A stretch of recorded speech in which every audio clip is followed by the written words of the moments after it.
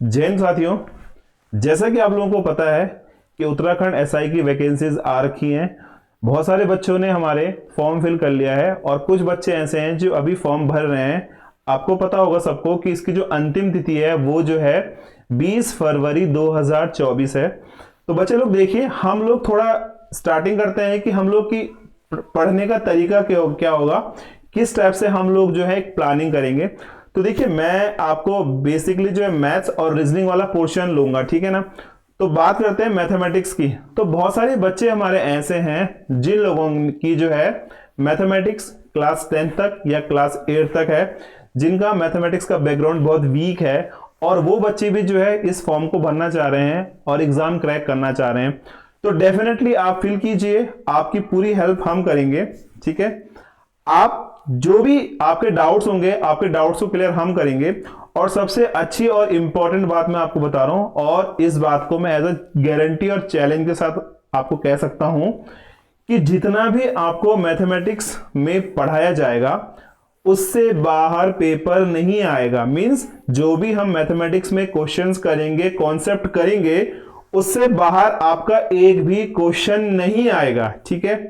तो आपको घबराना नहीं है। जिन बच्चों के पास मैथमेटिक्स रही होगी उन बच्चों को कोई प्रॉब्लम नहीं होगी।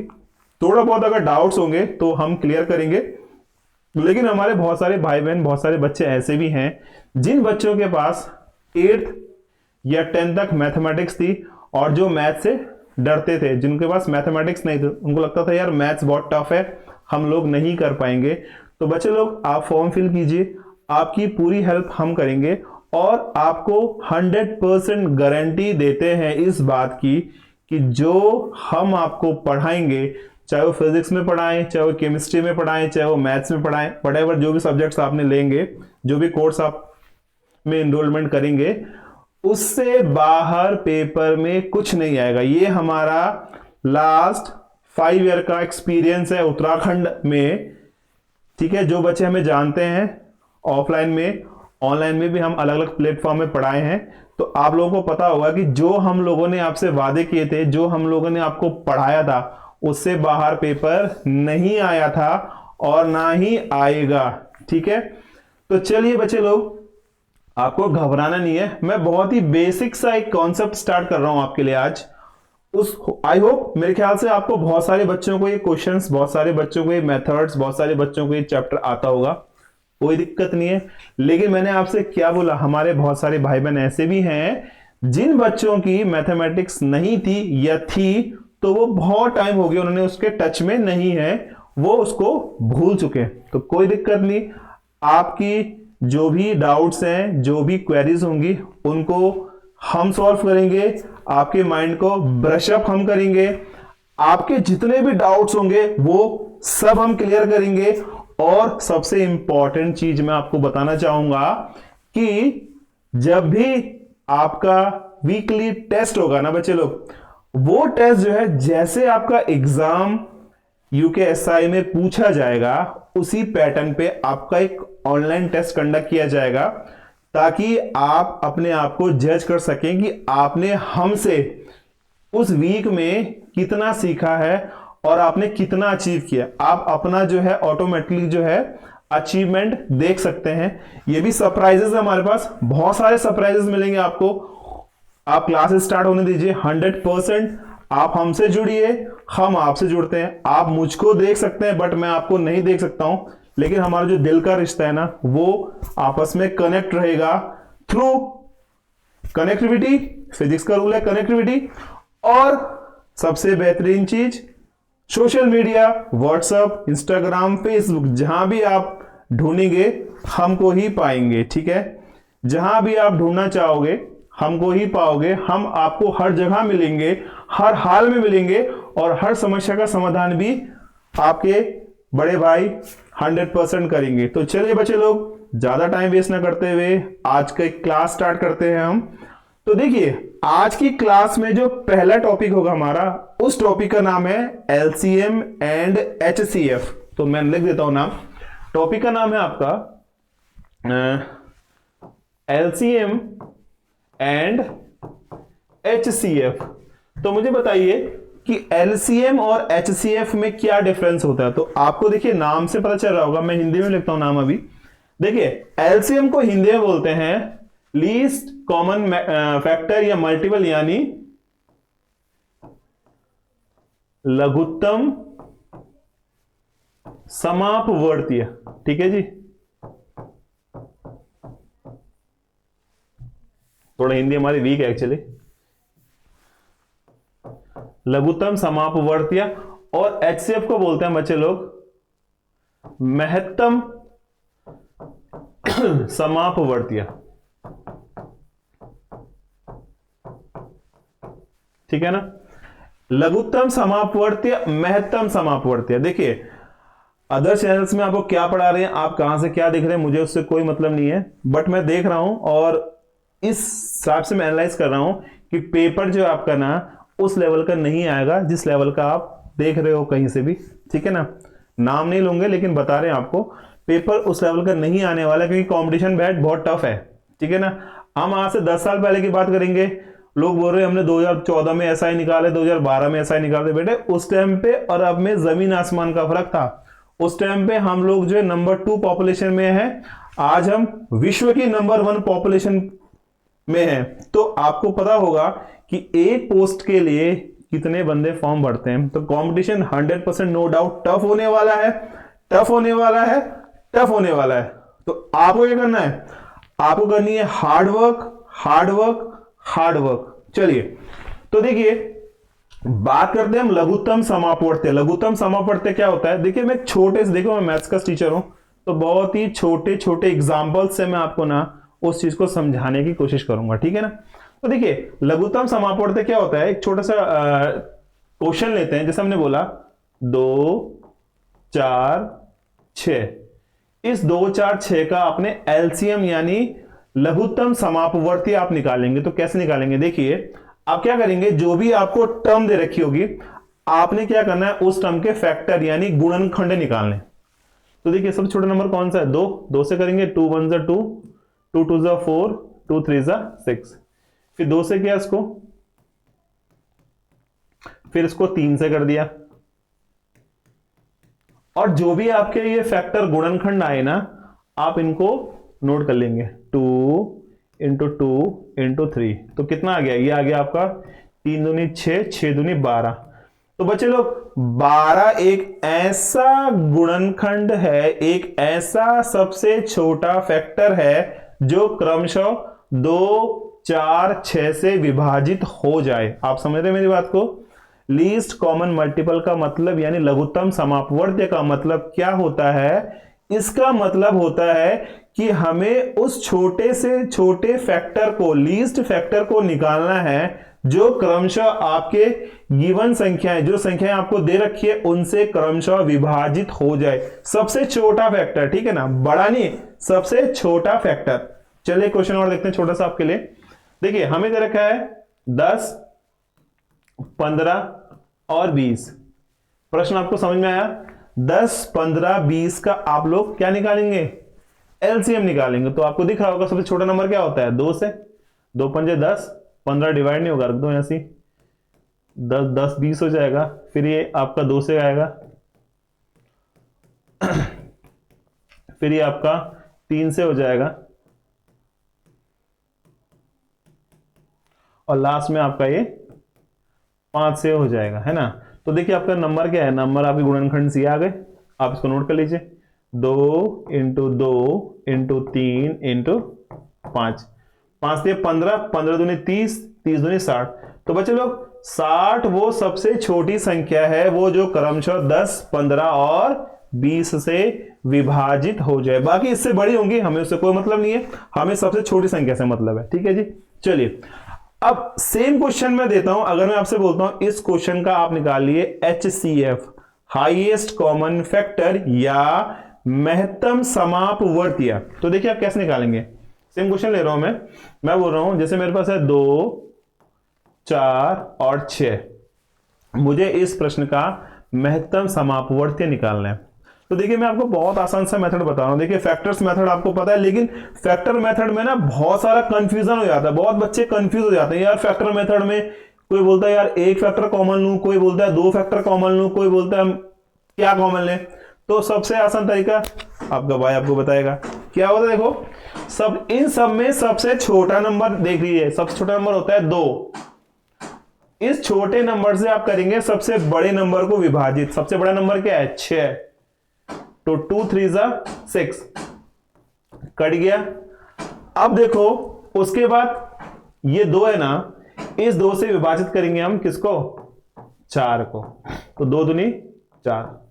तो बच्चे लोग आपको दिख रहा होगा कि 2 एक ऐसा नंबर है जो इन तीनों में कॉमन फैक्टर है ना। इन तीनों में 2 4 6 में 2 एक ऐसा नंबर है जो तीनों में कॉमन फैक्टर, तो इसका HCF यानी हाईएस्ट कॉमन फैक्टर क्या आएगा 2।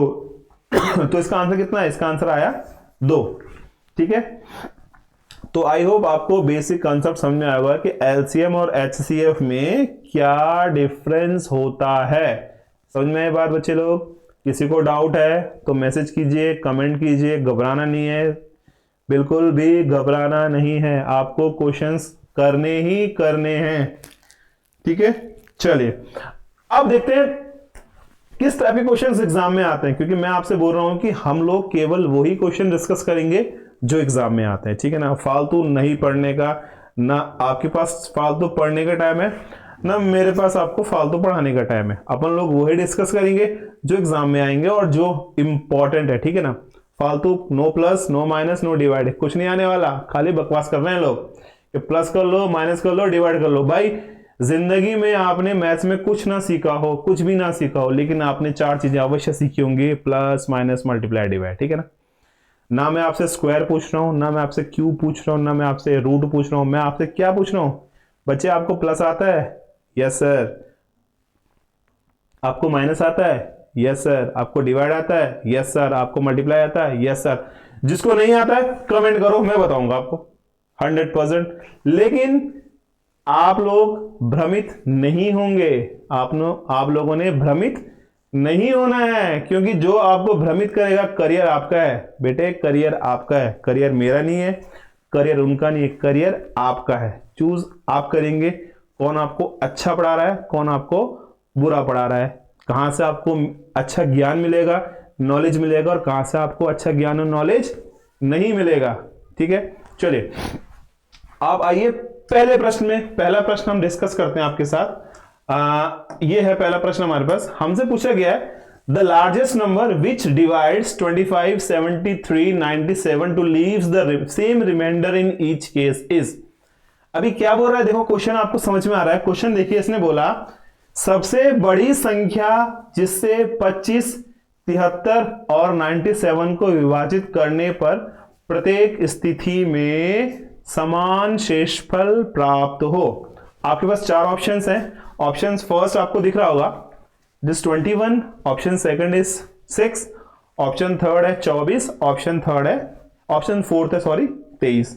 तो आपको इन चारों में से एक ऑप्शन चूज करना है। आपसे पूछा गया है, क्या पूछा गया है, सबसे बड़ी संख्या जिससे 25 73 और 97 को विभाजित करने में प्रत्येक स्थिति में समान शेषफल प्राप्त होता है।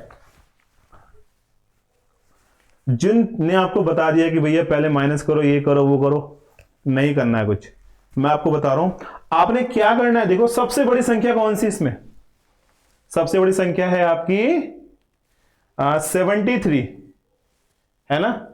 आप 73 लीजिए, उसके बाद दूसरी संख्या कौन सी है, सॉरी सबसे बड़ी संख्या तो आपकी 97 है। फिर 2 संख्याएं हैं, पहली संख्या आपकी 97 है, दूसरी संख्या आपकी 73 है। अब आप क्या करेंगे, देखिए इन दोनों में से सबसे छोटी संख्या को आपने घटा देना है, तो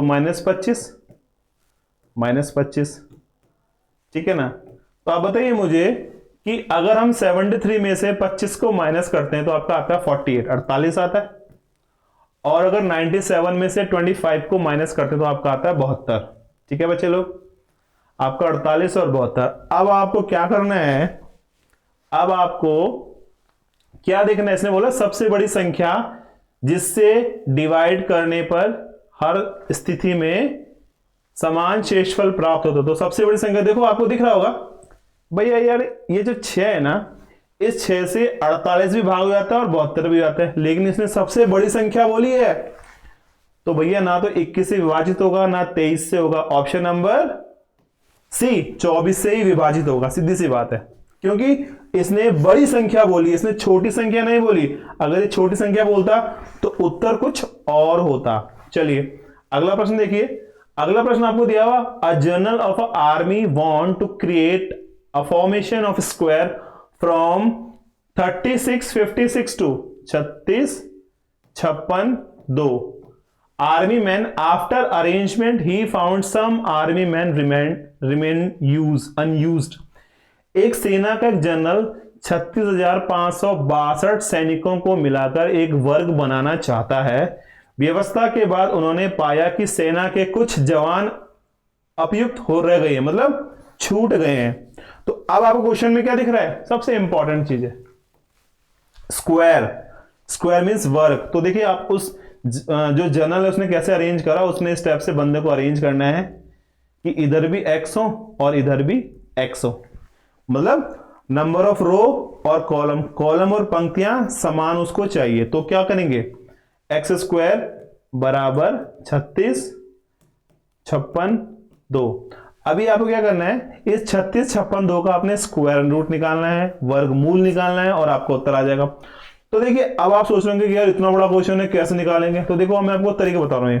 आप देखिए तीन चीजों को फोकस कीजिए, दिख रहा है आपको 36562, तो 365 है ना, 365 क्या होता है, देखो आपने पढ़ा होगा 19 इंटू 19 होता है 361, याद है आपको। 19 इंटू 19 जो होता है बच्चे लोग वो होता है 361। अगर मैं इसमें 2 जीरो लगा दूं तो 190 हो जाएगा। देखिए अभी आप देखो जो आपको 36,562 दिया है और 3600 ये इससे छोटा है ना, हमें इसके आसपास जाना है, तो यानी 190 से थोड़ा ऊपर चलते हैं, हम आते हैं 191 पे। 191 के जो गुणनखंड है उसको देखते हैं हम। तो 191 गुणा 191 क्या होता है 36,481 और 100 इसका स्क्वायर है, ठीक है ना। 192 इंटू 192 क्या होता है, ये होता है आपका कितना 36,864। कितना होता है 36,864। अब आप देख लीजिए कि 36,562 36,481 आपको दे रखा है, ये 36,562 और 36,884, ठीक है ना। तो देखो ये जो हमें दे रखा है ये इससे बड़ा है और इससे छोटा है, तो कितना छोटा है 81 छोटा, तो 81 इज योर आंसर। समझ में आई बात। आपने केवल प्लस माइनस मल्टीप्लाई डिवाइड करना और कोई भी मेथड यूज नहीं करना है। मैं बताया ना मेथड, मैं क्या कह रहा हूं, प्लस आता है, मैंने आपको पहले प्लस आता है, मल्टीप्लाई आता है, डिवाइड आता है और क्या आता है प्लस माइनस मल्टीप्लाई और डिवाइड। 4 चीजें आनी चाहिए आपको। मैं आपको 4 चीज तो बता रहा हूं, इसके अलावा मैंने क्या बताया आपको, कुछ बताया, कुछ भी नहीं बताया। चलिए अगला प्रश्न देखते हैं हम लोग। मेरे को एक प्रश्न दिया है, the LCM of 3 different number is 120। 3 different number का जो एलसीएम है वो 120 है। तो निम्नलिखित में से कौन सा उसका एचसीएफ नहीं होगा। एचसीएफ समझ रहे हो ना। अब देखो अपन लोग क्या करेंगे, हमारे पास 120 दिया हुआ ना, 120 ना, 120 संख्या इन चारों में से किससे विभाजित नहीं होती है। सिंपल क्वेश्चन है। मैंने आपसे क्या बोलता कि एलसीएम क्या होता है, लीस्ट कॉमन मल्टीपल, सबसे छोटा मल्टीपल, और एचसीएफ क्या होता है, हाईएस्ट कॉमन फैक्टर, सबसे छोटा फैक्टर, सबसे बड़ा फैक्टर कौन सा होगा, ठीक है ना।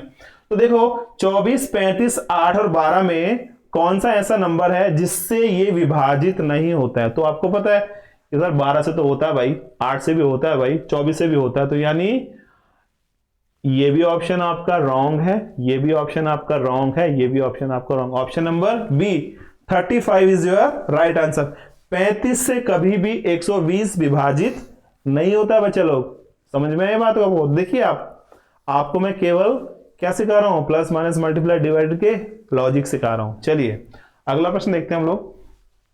प्रश्न दिया है the product of 3 consecutive number is 210, the sum of their smaller numbers is, numbers संख्याओं का जोड़ कितना होगा। इसने क्या बोला, यदि 3 लगातार संख्याओं का गुणनफल 210 हो तो छोटी संख्याओं का जोड़ क्या होगा। इसने बोला लगातार 3 संख्याओं का जो क्या है गुणनफल 210 है, तो आप क्या करेंगे 210 के टुकड़े कर लो। किससे कर सकते हैं, देखिए इसको करते हैं हम लोग 2 से करते हैं, चलो 2 एकम 2, 2 पंजे 10, फिर हम 3 से करते हैं, 3 तिया 9, एक बचा 3 पंजे 15, फिर हम 5 3 8 7, 5 से करते हैं 7। तो आपको क्या बोला इसने बोला 3 क्रमागत संख्याएं। तो आप देखिए एक संख्या सबसे बड़ी 7 हो गई, उससे पहले आपकी 3 और 2 6 हो गई, उससे पहले आपकी 5 हो गई, है ना। तो आप बोल सकते हैं कि 5 गुना 6 गुना 7 इज इक्वल टू 210 होगा। तो इसने क्या बोला है, छोटी संख्याओं का जोड़, छोटी संख्याएं। तो बच्चे लोग छोटी संख्याएं क्या होंगी, 5 और 6। तो हम उत्तर लिख देंगे 5 + 6 = 11। तो ऑप्शन नंबर बी हमारा बिल्कुल सटीक जवाब है, बिल्कुल सही है। ठीक है जी। चलिए अगला प्रश्न हम देखते हैं। The least number which is a perfect square and is divisible by each of the number 16 20 24। वह छोटी से छोटी संख्या जो एक पूर्ण वर्ग हो तथा प्रत्येक संख्या 16 20 और 24 से विभाजित हो रहा हो। तो आपके पास 4 ऑप्शंस हैं, 6400, 14400, 1600 और 3600। तो आपका पहला लॉजिक क्या है कि पूर्ण संख्या होनी चाहिए। तो बच्चे लोग ये चारों जो है परफेक्ट स्क्वायर है, पूर्ण संख्याएं। तो हम लोग अगर सोच रहे थे कि कोई ऐसा नंबर जो पूर्ण संख्या ना हो तो हमारा उत्तर हो जाएगा, बट ये चारों एक पूर्ण संख्या, याद कीजिएगा। ठीक है ना, ध्यान रखिएगा। अब हमें क्या करना है, हमें इसने बोला कि 16 20 और 24 से विभाजित हो जानी चाहिए। तो आप क्या करेंगे, देखो बहुत प्यारा तरीका, आपने क्या करना है, उठाना है पेन और भाग करना है जी। ठीक है ना। तो जो संख्या इन तीनों से विभाजित हो जाएगी वही आपका उत्तर है।